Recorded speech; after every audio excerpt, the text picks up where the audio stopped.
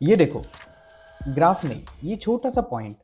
यहाँ है नथिंग और बाकी के कुछ ब्रांड ये रहे। एक ब्रांड जो काफी यूनिक था, अपनी एक अलग पहचान बनाई, और अब नथिंग भी यहाँ जा रहा है। बट ऐसा क्यों and why nothing is changing?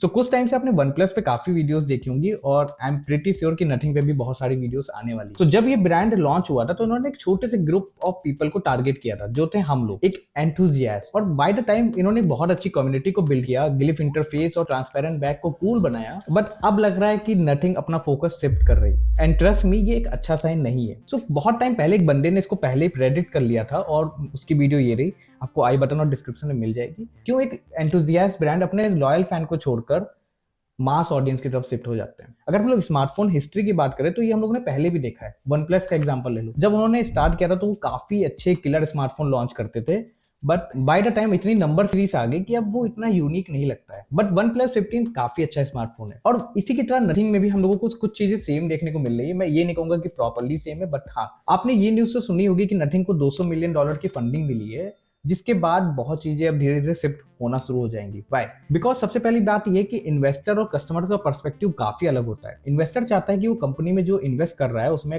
Profit हो, वो काफी स्केलेबल हो, और ब्रांड एक जो कूल स्टार्टअप होते हैं वो एक कूल प्रीमियम ब्रांड बने। और वही चीज नथिंग के साथ देखने को मिल रहा है। और वहीं पे दूसरी साइड होता है एक कस्टमर, जिसको क्या चाहिए, जिसको एक काफी अच्छा स्मार्टफोन चाहिए जो यूनिक हो, क्लीन ओएस भी हो उसमें, तो अच्छी बात है। और नथिंग ने यही सब प्रॉमिस किया था। अब क्या हो रहा है कि नथिंग वही प्रॉमिस को तोड़ रही है। उन्होंने कहा था क्लीन ओएस होगा, कोई ब्लॉटवेयर नहीं होगा, बट ब्लॉटवेयर देखने को मिले, और अब वो और भी ज्यादा देखने को मिलेंगे। उन्होंने ग्लिम्स को इंट्रोड्यूस किया, जो बेसिकली लॉक स्क्रीन पे जो अलग अलग वॉलपेपर होते हैं उनको कहते हैं। और यही आपने ग्लैंस के नाम से भी देखा होगा, सैमसंग में भी होते हैं और भी बहुत सारे स्मार्टफोन में होते हैं। इससे भी कंपनी कुछ प्रॉफिट कमाती है, और उन्होंने कुछ एप्स को ऐड कर दिए ऐसा ब्लॉटवेयर, तो वो थोड़ा और प्रॉफिट कमाएगी। बट हाँ, इससे ये होगा कि फोन की प्राइसेस नहीं बढ़ेंगे, बस आपको थोड़ा बहुत क्लीन ओएस से हटके थोड़ा बहुत आपको ब्लॉटवेयर देखने को मिलेगा। यही चीज मोटो में भी हुआ था। मोटो ने भी स्टार्टिंग में बहुत क्लीन यूआई दिया, उसके बाद धीरे धीरे टाइम के साथ वो ब्लॉटवेयर ऐड कर दिए। तो यहाँ पे ये निकल के आ रहा है कि दो पर्सपेक्टिव जब कंपनी के बीच में होता है तो वो काफी ज्यादा प्रेशर में आ जाती है, और इस प्रेशर को ऐसा सीईओ काल पे काफी अच्छे से हैंडल कर रहे हैं। आई रिस्पेक्ट दिस मैन, जो कंपनी का मीनिंग नहीं चेंज करना चाहते, बट जब उनको स्केल भी करना है, उनको ऑफलाइन मार्केट में भी आना है, तो कुछ चीजें चेंज जरूर होंगी। अगर मैं बात करूं फ्लैगशिप स्मार्टफोन की, तो उन्होंने अपने फोन 3 को लॉन्च किया, जिसका रिस्पांस काफी अच्छा नहीं रहा। अब इसके पीछे बहुत रीजन है। कुछ लोगों का कहना है कि डिजाइन अच्छा नहीं था,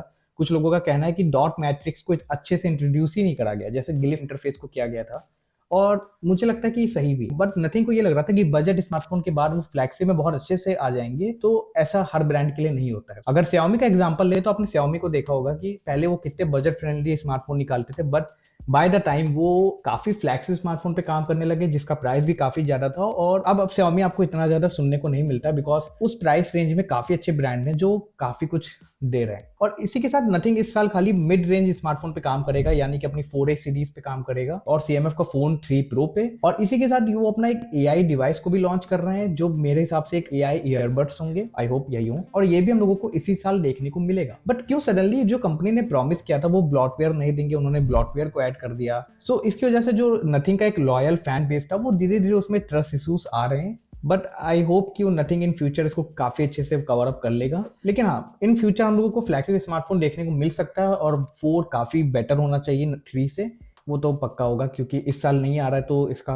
मतलब यही कि ये लोग काफी ज्यादा उस पर फोकस करेंगे कि कैसे उसको और अच्छे से इंट्रोड्यूस कर पाए। इसी के साथ जो नथिंग कम्युनिटी है वो भी काफी अच्छी कम्युनिटी है, तो मेरे हिसाब से उनको भी इतनी उसमें प्रॉब्लम नहीं आएगी। लेकिन हाँ, बाय द टाइम अगर वो बहुत जल्दी शिफ्ट करने लग जाएंगे तो उनको बहुत जल्दी चेंजेस भी देखने को मिलेगा, ऐसा कस्टमर बेस जो कोई भी कंपनी नहीं चाहती है। लेकिन नथिंग को भी सर्वाइव करना है। अब आप ये सोचो कि स्मार्टफोन मार्केट जो इतनी ज्यादा क्लोज है, उसमें उन्होंने काफी अच्छे से डिसरप्शन कर दिया। उन्होंने अपने यूनिक डिजाइन और ग्लिफ इंटरफेस से काफी उन्होंने बिल्कुल तबाही मचा दी भाई, और स्टूडेंट के बीच में तो फेवरेट भी बन गए। सो ऐसी ब्रांड अगर बहुत टाइम तक अपनी इमेज को मेंटेन रख पाती है, सस्टेन कर पाती है, तो बहुत अच्छा रहता है। बट कोई भी कंपनी बहुत देर तक इसको सस्टेन नहीं कर पाती है। स्मार्टफोन मार्केट में काफी, अगर हम लोग हिस्ट्री देखेंगे तो काफी स्मार्टफोन ब्रांड है जिन्होंने बहुत ट्राई किया, बट वो काफी समय तक एक ही चीज नहीं कर पाए। और मेरे हिसाब से नथिंग को भी वो सब देखना चाहिए, और उस हिसाब से ही अगला डिसीजन लेना चाहिए। सो क्या आपको लगता है कि नथिंग एक प्रीमियम आइडेंटिटी बना पाएगी स्मार्टफोन मार्केट में, और इसी के साथ क्या वो कूल टैग में भी रहेगा? So let's see. बाकी रैम के प्राइसेस भी एआई वर्ल्ड में काफी इंक्रीज हो रहा है, ब्रांड आइडेंटिटी भी शिफ्ट हो रही है, न्यू लोगो भी देखने को मिला है, और इसी के साथ ऑफलाइन स्टोर्स भी ओपन हो रहे हैं, बट नथिंग इज